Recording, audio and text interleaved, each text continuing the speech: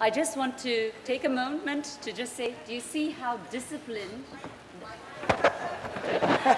Okay. I always think I have a loud enough voice, you see, now clearly I don't. I just want you to take a moment to see how disciplined in terms of time and how focused the panelists are. And I have to say, it's something about us, right? Nira, now don't blow that. Okay. Okay. Our next speaker is Professor Nira YUVAL-DAVIS, University of East London, United Kingdom. Her paper is Human Rights, Human Security, and Cosmopolitan Feminism. Nira YUVAL-DAVIS is the director of the Research Center on Migration, Refugees, and Belonging at the University of East London, and an editor of the book series, The Politics of Intersectionality of Palgrave Macmillan. She has written extensively on theoretical and empirical aspects of intersected nationalisms, racisms, fundamentalisms, citizenships, identities, belongings, and gender relations in Britain and Europe, Israel and other settler societies. Her work has been translated to more than 10 languages. Among her written and edited books are Woman, Nation State, 1989, Racialized Boundaries, 1992, Unsettling Settler Societies, 1995, Gender Nation, Warning Signs of Fundamentalism, 2004, The Politics of Belonging, Intersectional Contestations, 2012. Nira YUVAL-DAVIS. Thank you very much, Maggie. Thank you very much also for, can you hear? Yeah, okay. For inviting me for this amazing panel, which in some ways would have been inconceivable as a plenary session of the International Sociological Association or almost any other sociological conference some years ago. No. Is it better now? Yeah, okay. The fact that it is owes not only to the growing mainstreaming of issues of gender in sociology, but even more so to the mainstreaming of the inclusion of the normative as well as the analytical in sociological discourse, hence the focus on human rights. Of course, the normative has always been there, but hidden behind claims of objectivity and positivism. Socialist, feminist, and anti-racist sociologists have done a lot of work in exposing the situated gazes of various sociological works, but I want to mention here today especially the role of the process of the current ISA President Michael Boroway, when he was the president of the American Sociological Association, for legitimizing the notion of the public sociologist. However, before I start talking more specifically on the subject, I want to add a word of caution. Firstly, public sociologists do not necessarily hold emancipatory values. I originally came from Israel. Just a few weeks ago, an academic committee established under the military authority of the governor of the West Bank officially established the so-called university in Ariel, one of the settlers' towns there. You can bet that the normative values of those working in this institution are anything but emancipatory. But the danger is even more nuanced. I live in the UK and serve on the panel of this Research Excellence Framework panel that's been cursed more than once since I arrived here. And this time, I was also on the last panel, we were instructed to when judging the quality of the research of sociologists in the UK, to include the social impact, so-called, of the research. Indeed, the Research Council does not fund any more sociological research without including justification to show how it is going to give a social impact. Now, I know that it happens because there is a threat that the government would withdraw all funding for social sciences, and there is a need to show that really sociology and social sciences are important and have justified to be paid by the state. However, it is dangerous and risks not only collapsing sociology to social policy, but also affecting the nature of sociological research and sociological knowledge itself. Yes, we want to impact society, but does it mean that because state legislation has become more racist, in spite of our research on refugees that attempted to point the other way, it has no sociological value? Or even more, that studying the life narrative of activist, anti-fundamentalist feminists has no interesting sociological value, even if it cannot point to immediate social impact? And I'm just mentioning here a couple of my recent research projects. So this is a food for thought. What does it mean to add the normative to the analytical in sociology in such explicit way?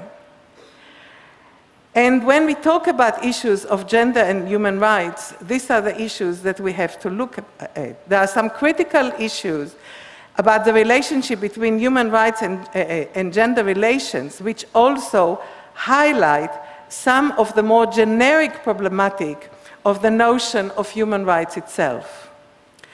Yesterday in the plenary, there was a decoupling between democracy and capitalism. What I would like to do here is to make a decoupling between democracy and human rights, and I'll explain a little bit further. Also, as the title of my recent book that Maggie mentioned, I don't want to talk only about issues of gender, because but I want to talk about all the intersectional way in which gender is constructed, which Patricia has illustrated and Dora also very well. What I'm going to talk about is some feminist struggles on relations to human rights. In the Vienna Conference of the UN on Human Rights, the slogan, "Women's rights is human rights," have been established.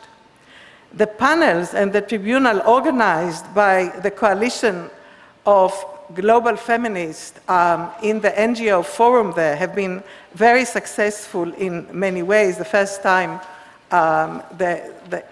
they got even a voice in the formal part of the conference. But when some years later, some of us who have been involved in this forum tried to discuss the issue and the meaning of women's rights and human rights.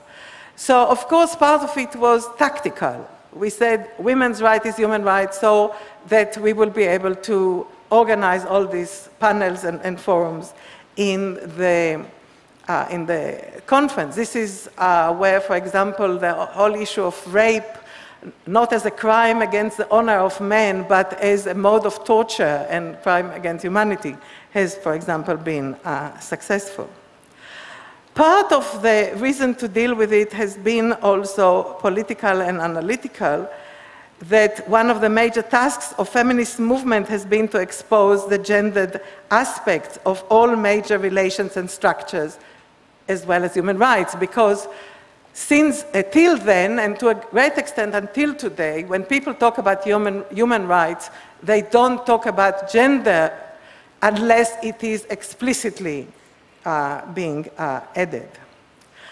But part of the sense of discomfort that some of us experienced when we talked about gender and human rights and women's rights as human rights is that after the post-1989 and the fall of the Soviet Union, there was been a certain delegitimation of the feminist discourse until then, which not only declared itself as socialist, but also emancipatory. I think now things are changing again. But there is a certain kind of meaning of establishing feminist struggles in terms of rights rather than liberation or emancipation. Part of it relates also to professionalization and legalization of NGOs in general in terms of the human rights discourse and feminism in particular. It's not that I, of course, disparage the discourse of human rights. Many successful feminist and anti-racist struggles has been won throughout the years and in many places at the globe, using the discourse of claiming the various human rights they are entitled to. However, many more have found, and I think Patricia have expressed it very strongly, how vacuous just having formal rights have when the whole reality is very different. Part of it has been that after the initial Declaration of Human Rights, which included not only civil and political rights, but also social, economic, and cultural rights, during the Cold War, they have been divided. And when people talked about human rights, they tended to focus only about civil and political rights. And many have argued that when we are talking about it in these terms, this is a very Westocentric gaze, because only people that having enough food for granted can just focus on issues of civil and political rights. I think last evening Monica have showed how the whole issues of social and economic rights in the post-Cold War situation has started to be reintegrated to the whole notions of right. But many feminist and human rights activists have not found it as sufficient because of the gap between having the right and actually being able to access the right and realize the right. This is when the whole notion of human security has been taken by many feminists and other activists, which was defined as freedom from fear and freedom from want.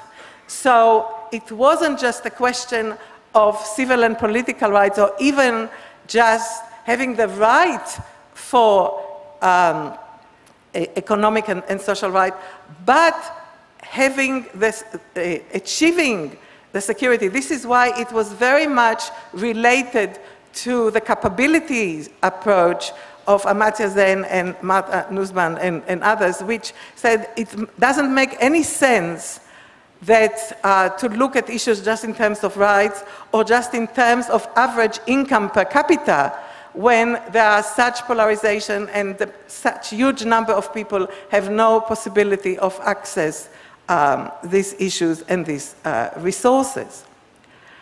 So this has been a problem, and I think has been discussed to a large extent. But what I want to focus more than that is about the other kind of rights that has been in the original Declaration of Human Rights, which are cultural rights. Because in this Vienna conference, the issue of cultural right has proved to be the most controversial and, of course, focus around issues of gender relations. Because gender relations very often are constructed as the essence, as the heart of any so-called culture and tradition. And in Vienna, it was called the debate around so-called Asian values. And some claimed that given women's social equal individual rights is against the collective rights of culture and tradition of non-Western societies. However, also some feminists, notably, for example, Susan Ockens, who argued that multiculturalism is bad for women, in a way colluding with this kind of approach that if you include cultural rights to issues which are not just the liberal democracies of the West, then you are in a way running against any possibility of women's equality. I was recently part of a group of global feminists that advised Farida Shahid, the Special Rapporteur on Cultural Rights at the Commission of Human Rights, to write a document about the rights for women on equal access to cultural rights. And the debate is not about individual versus collective rights. The debate is really about issues of culture. What do I mean by that? Culture should not be understood as having specific fixed inventory of symbols, ways of behavior and artifacts which coherently and unproblematically constitute cultures of specific national and ethnic collectivities. Cultures are dynamic social processes which are using selectively various resources in accumulated inventories, operating in contested terrains in which different voices become more or less hegemonic. Of course, culture is important because in intersectional ways, individuals experience themselves, their collectivity and the world, and thus often occupy central spaces in identity narratives. But if we define culture in this way, we recognize that often cultural discourse resembles more a battleground of meaning than a shared point of departure. Cultural homogeneity in particular times and places would be a result of hegemonization of particular power relations, and it would always be limited and more noticeable in the center rather than the social margins, being affected by the social positions of its carrier. It is because of that that we should not take as a given supposedly authentic versions of cultures as articulated by usually non-elected leaders of supposedly the community, and struggle for situation in which a more pluralistic and demotic expressions of cultural practices would be allowed. As Farida Shahid emphasizes, the right to be equal and the right to access and participate in cultural practices should not be presented as conflict of rights, but as different dimensions of women's struggles for empowerment. It is a long time since feminists promoted the simplistic notion of global sisterhood, understanding and analyzing global and local unequal relationships among women as well as between women and men. However, during the last 20 years, we have seen many feminist struggles in which transversal feminist solidarity have supported women's struggles to achieve their human rights while recognizing that the situated gazes and the cultural constructions of their struggles should be given priority, whether it was in London when Southern Black Sisters invited all us London feminists to support them in their vigil in front of the house of a husband who murdered his wife and hid behind the notion of cultural honor crimes, or in Japan, where global feminists supported Korean comfort women in their struggles for recognition and compensation for their sexual slavery during the Second World War. This kind of solidarity, however, should be sharply differentiated from the supposedly feminist solidarity expressed by Laura Bush and her likes as justification for the military intervention in Afghanistan and elsewhere, the kind that Zilla Eisenstadt called imperial feminism. And this military intervention is part of what has developed as so-called humanitarian militarism. It expressed itself in Afghanistan and Iraq and elsewhere. It also, we had this morning a paper, where it expressed itself not in terms of the women's right and the burqas, but in terms of children's rights of the Aboriginals, of securitization and militarization of the Northern Territory in Australia. So this is where I come to the tension between human rights and democracy that tends to be ignored, but that has been crucial for the development of what comes to be known as humanitarian militarism. Basically, the logic of democracy is bottom-up. The people decide. However, we know from history that not all what the people want is necessarily good, as Michael Mann has excellently developed in his book, The Dark Side of Democracy. Popular majorities rule have brought ethnic cleansing, elections of dictators, etc. On the other hand, the logic of human rights is top-down. I know what is right and what is wrong, even if I'm in minorities of one. And if I have the power and the military power to intervene, I don't need basically permission from anybody to impose what I consider to be right, whether it's a religious right, military right, secular, other form of right. This means that neither democracy nor human rights can be allowed absolute political authority. They need to be regulated and moderate each other. As a feminist human rights defender from Egypt told me already many years ago, the litmus case test is minorities and women. Tell me how they are treated, and I'll tell you how emancipatory they are. The rest is all pure rhetorics. Thank you very much.